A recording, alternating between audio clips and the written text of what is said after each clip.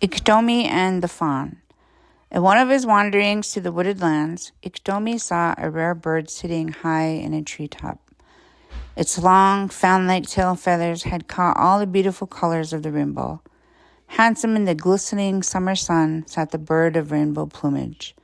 Iktomi hurried hither with his eyes fast on the bird. He stood beneath the tree, looking long and wistfully at the peacock's bright feathers. At length, he heaved a sigh and began, "Oh, I wish I had such pretty feathers. How I wish I were not I. If only I were a handsome feathered creature, how happy I would be.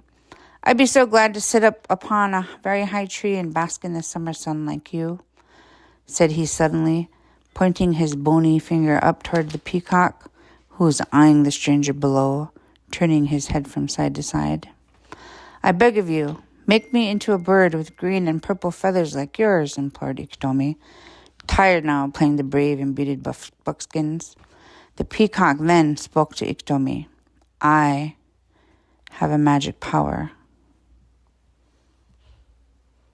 My touch will change you in a moment into the most beautiful peacock if you can keep one condition." "Yes, yes," shouted Iktomi, jumping up and down, patting his lips with his palm, which caused his voice to vibrate in a peculiar fashion.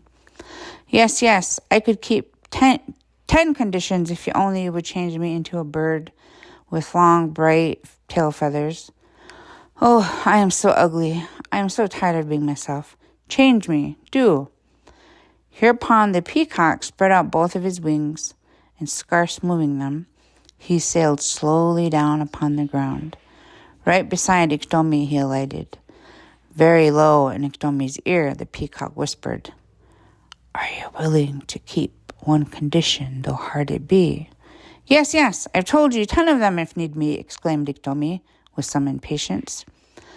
"Then I pronounce you a handsome feathered bird. No longer are you Iktomi the mischief maker." Saying this, the peacock touched Iktomi with the tips of his wings. Iktomi vanished at the touch. There stood beneath the tree 2 handsome peacocks. While one of the pair strutted about with a head turned aside as if dazzled by his own bright tinted tail feathers, the other bird soared slowly upward. He sat quiet and unconscious of his gay plumage. He seemed content to perch there on a large limb in the warm sunshine. After a little while, the vain peacock, dizzy with his bright colors, spread out his wings and lit on the same branch with the elder bird. "Oh," he exclaimed, "how hard to fly! Brightly tinted feathers are handsome, but I wish they were light enough to fly." Just there, the elder bird interrupted him. "That is the one condition. Never try to fly like the other birds. Upon the day you try to fly, you shall be changed into your former self." "Oh, what a shame that bright feathers cannot fly into the sky," cried the peacock. Already he grew restless. He longed to soar through space. He yearned to fly above the trees, high upward toward the sun. "Oh, there I see a flock of birds flying thither. Oh, oh," he said, flapping his wings. "I must try my wings. I am tired of bright tail feathers. I want to try my wings." "No, no," clucked the elder bird. The flock of chattering birds flew by with the whirring wings. "Oop, oop," called some to their mates. Possessed by an irrepressible impulse, the Iktomi peacock called out, "He!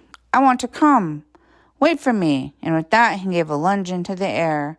The flock of flying feathers wheeled about and lowered over the tree whence came to the peacock's cry.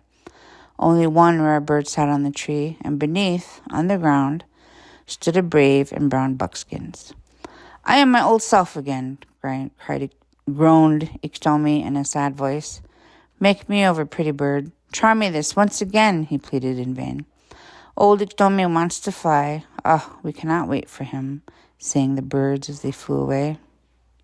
Muttering unhappy vows to himself, Iktomi had not gone far when he chanced upon a bunch of long, slender arrows. One by one they rose into the air and shot a straight line over the prairie. Others shot up into the blue sky and were soon lost to sight.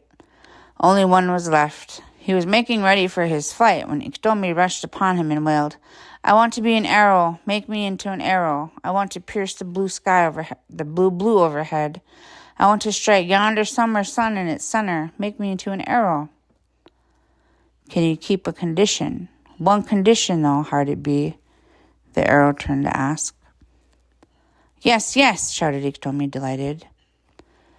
Hereupon the slender arrow tapped him gently with his sharp flint beak.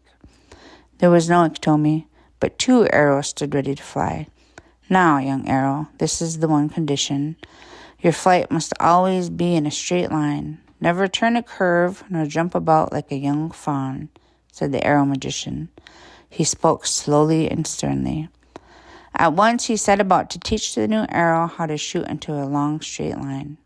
"This is the way to pierce the blue overhead," said her, and off he spun high into the sky.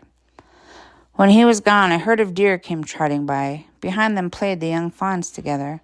They frolicked about like kittens. They bounced on all fours like balls. Then they pitched forward, kicking their heels into the air. The Iktomi arrow watched them so happy on the ground. Looking quickly up into the sky, he said in his heart, "The magician is out of sight. I'll just romp and frolic with these young fawns until he returns. Fawns, friends, do not fear me. I want to jump and leap with you. I long to be happy as you are," said he. The young fawn stopped with stiff legs and stared at the speaking arrow with large brown wandering eyes. "See, I can jump as well as you," went on Iktomi. He gave one tiny leap like a fawn. All of a sudden, the fawn snorted with an extended nostrils as what they beheld. There among them stood Iktomi in brown buckskins, and the strange talking arrow was gone. "Oh, I am myself, my old self," cried Iktomi, pinching himself and plucking imaginary pieces out of his jacket. He, I want to fly." The real arrow now returned to the earth. He alighted very near Iktomi. From the high sky he had seen the fawns playing in the grass. He had seen Iktomi make his one leap, and the charm was broken. Iktomi became his former self. "Arrow, my friend, change me once more," begged Iktomi. "No, no more," replied the arrow. Then away he shot through the air in the direction his comrades had flown. By this time, the fawns gathered close around Iktomi. They poked their noses at him, trying to know who he was. Iktomi's tears were like a spring shower. A new desire dried them away quickly. Stepping boldly to the largest fawn, he looked closely at the little brown spots all over his furry face. "Oh, fawn, what beautiful brown spots on your face. Fawn, dear little fawn, can you tell me how those brown spots were made on your face?" "Yes," said the fawn. "When I was very, very small, my mother marked them on my face with a red-hot fire. She dug a large hole in the ground and made a soft bed of grass and twigs in it. Then she placed me gently there. She covered me with dry sweet grass and piled dry cedars on top. From a neighbor's fire she brought hither a red ember. This she tucked carefully at my head. This is how the brown spots were made on my face. Now, fawn, my friend, will you do the same for me? Won't you mark my face with brown spots just like yours?" asked Iktomi, always eager to be like other people. "Yes, I can dig the ground and fill it with dry grass and sticks. If you will jump in the pit, I'll cover you with sweet-smelling grass and cedar wood," answered the fawn. "Say," interrupted Ikto, "will you be sure to cover me with a great deal of twigs, dry grass and twigs? You will make sure that the spots will be as brown as those you wear?" "Oh, yes, I'll pile up grass and willows once oftener than my mom did." "Now, let us dig the hole, pull the grass, and gather sticks," cried Iktomi in glee. Thus, with his own hands, he aids in making his grave. After the hole was dug and cushioned with grass, Iktomi muttered something about brown spots, leaped down into it, lengthwise, flat on his back he lay. While the fawn covered him over with cedars, a faraway voice came up through them. Brown spots to wear forever." A red ember was tucked under the dry grass. Off scampered the fawns after the mothers, and when a great distance away they looked backwards. They saw a blue smoke rising, wreathing upward until it vanished in the blue ether. "Is that Iktomi's spirit?" asked one of another. No, I would think he would jumped out before he could burn into smoke and cinders, answered his comrade.